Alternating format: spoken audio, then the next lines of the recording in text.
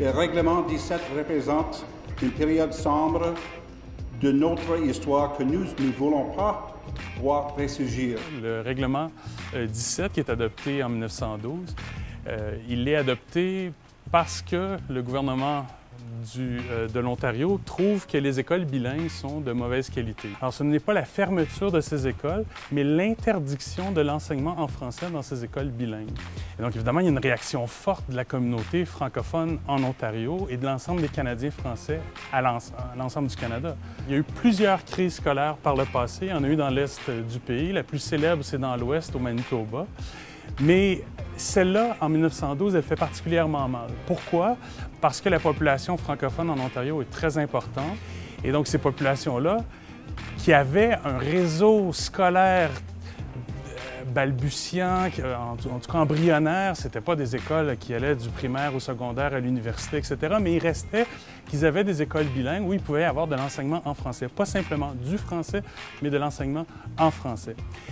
Alors, peut-être que ces écoles étaient de piètre qualité, effectivement, souvent c'était des petites écoles de rang, mais la solution elle-même est refusée par les francophones de l'Ontario et par l'ensemble des Canadiens français. Si les écoles sont médiocres, pourquoi ne pas les transformer? Améliorer la formation des maîtres, faire des écoles de qualité. La solution, qui est de passer au tout à l'anglais ou presque. Les enfants peuvent avoir un peu de scolarité en français en première et deuxième année du primaire, mais c'est tout. Après, ça ne se fait qu'en anglais. Cette solution-là, elle est évidemment rejetée par les francophones qui disent « mais ça n'a pas de sens. Pourquoi nous, qui payons des taxes comme les anglophones, on ne pourrait pas avoir des écoles en français? » Les francophones s'organisent. En Ontario, bien sûr, il y a la création de l'Association canadienne-française d'éducation de l'Ontario. Il y a aussi, au Québec, forte organisation pour aider les Canadiens français de l'Ontario. On va ramasser de l'argent, par exemple, ce qu'on appelle le sou de la pensée française. Ce que c'est qu'on demande aux écoliers d'apporter un sou à l'école. On les ramasse et ça permet de financer les conseils scolaires en Ontario. Pourquoi il faut financer ces conseils ou conseils scolaires en Ontario? Parce qu'ils cessent d'être financés puisqu'ils font de la résistance contre le règlement 17, surtout dans la région d'Ottawa, où on dit, nous, on va continuer, mais évidemment, à enseigner en français. Puisqu'on ne respecte pas le règlement 17, à ce moment-là, on est hors la loi, et ces écoles-là sont donc des écoles hors la loi. Mais on réussit à continuer essentiellement parce qu'on reçoit de l'aide.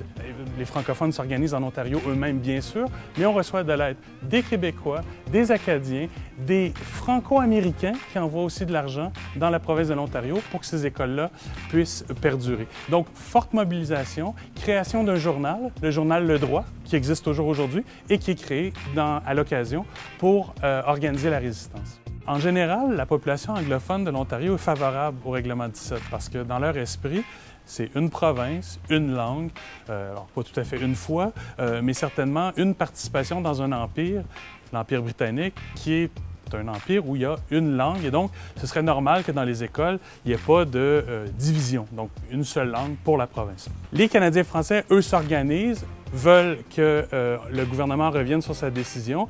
Il y a débat au Parlement, il y a crise, mais évidemment, il y a un élément de tension très fort. Il ne faut pas oublier qu'on est en pleine guerre mondiale, c'est-à-dire que le règlement 17 qui commence à s'appliquer en 1913, un an avant la Première Guerre mondiale, pendant la Première Guerre mondiale, le règlement est en vigueur.